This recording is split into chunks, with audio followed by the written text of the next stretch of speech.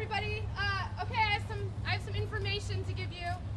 It's not the most exciting, but it's also really exciting. Okay, so last week the judge ruled against my defense and agreed with the prosecutor that I not be allowed to engage in legal protest for the time of the trial.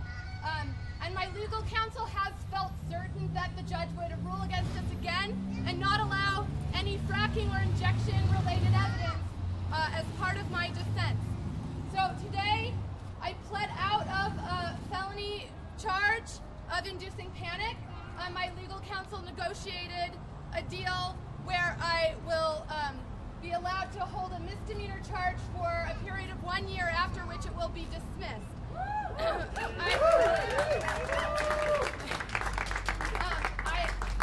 I've also been asked to pay restitution, and my counsel has negotiated that down to half of what was initially asked for.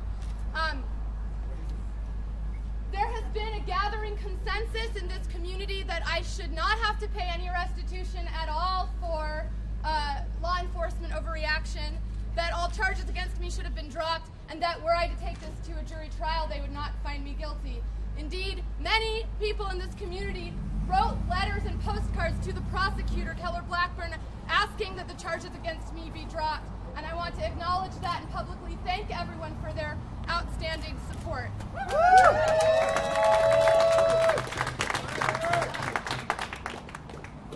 I believe that the statute of inducing panic is unconstitutionally vague. It essentially allows anyone to be charged with a felony for anything. In this case, the first case of direct action against injection wells in Southeast Ohio, I believe that this vague statute was used to make an example of me and to deter other future protesters. I am proud to say that this community immediately responded to that with unequivocal outrage. In letters to the editor, op-eds, political cartoons, rallies, and at public forums, and even in the national media, this community has strongly showed its support for direct action when that direct action is necessary to protect Ohio from predatory oil and gas industry.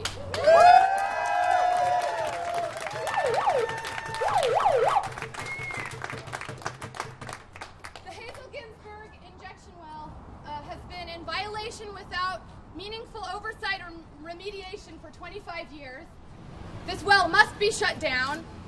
Why does our state take a position of non-enforcement against these injection well violations and yet takes a position of strong enforcement against community protests of such violations?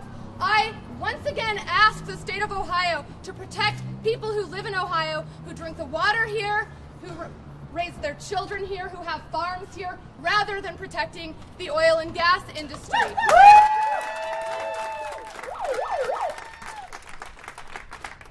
When it comes to protecting our land and our water, this community will not be deterred, and we will not be intimidated.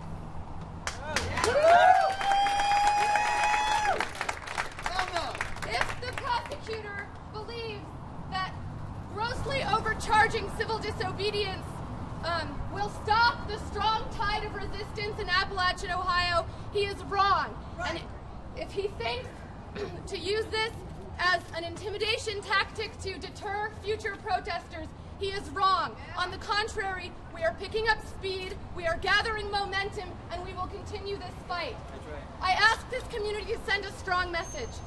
Will we continue to protest? Yeah! Will we continue to resist? Yeah! Will we back down? No! Will we keep quiet? No! Will we join together to fight to stop radioactive toxic waste from being dumped in Ohio?